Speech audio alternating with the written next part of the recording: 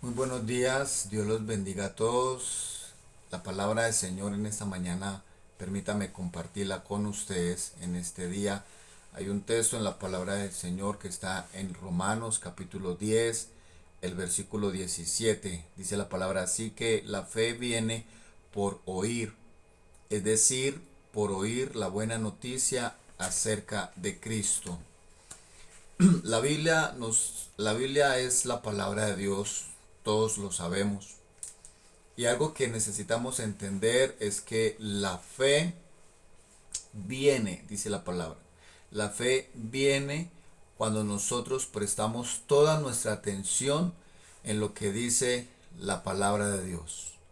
Toda la Biblia, toda la escritura nos habla acerca de Cristo. La fe está enfocada en una sola persona, ¿sí? La fe no está enfocada en un porvenir, en un mañana, en los proyectos, en los sueños, como muchas veces nosotros pensamos, ¿no? Usamos de la fe para, para creer en cosas que nosotros estamos esperando, en cosas que esperamos con respecto a nuestra vida personal, familiar, laboral. Y usamos la fe para creer en ciertas cosas, para estar a la expectativa de que sucederán y ocurrirán ciertas cosas en beneficio nuestro. Bueno, la fe es más que eso. La fe no es pensar que mañana será mejor. La fe no es pensar que nunca me van a echar del trabajo porque Dios está conmigo, dice la Biblia. Y hasta cogemos textos bíblicos y empezamos a aplicarlo a moldear la palabra de Dios a lo que muchas veces deseamos. Bueno, déjeme decirle que la fe no es lo que pensamos, mis amados hermanos. La Biblia nos dice que nuestra fe, dice la palabra, viene por oír acerca de la persona de nuestro Señor Jesucristo. El apóstol Pablo le habla a una de las iglesias en Corinto y Pablo dice estas palabras en 1 capítulo 2. Él dice estas palabras: cuando yo fui a predicarles a ustedes, dijo Pablo, yo fui y les prediqué con un mensaje sencillo, dijo Pablo. Lo hice confiando en el poder del Espíritu Santo. Y lo hice así para que ustedes no confiaran en la sabiduría humana, sino que pudieran confiar en el poder de Dios. Pablo predicó a la iglesia dando un mensaje sencillo, ¿sí? No se puso a buscar palabras elocuentes, no se puso Pablo a buscar discursos ingeniosos y querer persuadir a la gente. Lo sencillo, lo único que Pablo hizo fue hablar de una manera muy sencilla acerca de Cristo Jesús.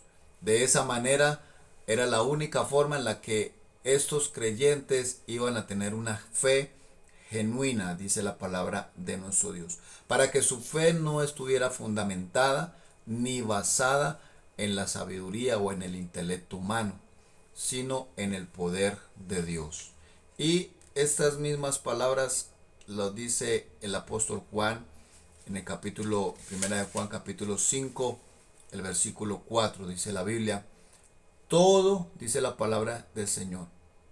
Dice la Biblia, Primera de Juan capítulo 5, versículo 4 dice: pues todo hijo de Dios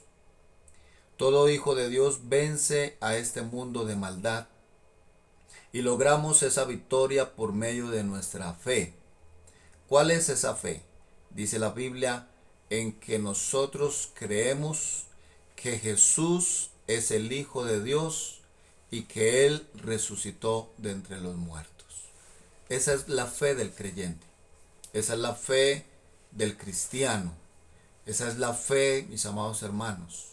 ¿Sí? Nadie vence al mundo pensando en sus sueños y en sus proyectos. No estoy diciendo que esté mal hacer eso. Pero nadie puede vencer al mundo, ni al diablo, ni las obras de la carne, si su fe está basada en el conocimiento, si su fe está basada en que Dios cumplirá sus sueños. Nadie puede vencer al mundo si su fe está basada en la sabiduría humana. Si tu fe está basada en tus expectativas, no se puede vencer al mundo.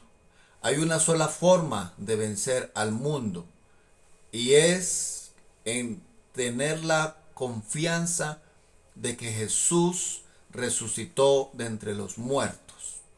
Hay que tener la confianza de la obra que Cristo hizo en el madero, en la cruz del Calvario. Esa es la fe del creyente.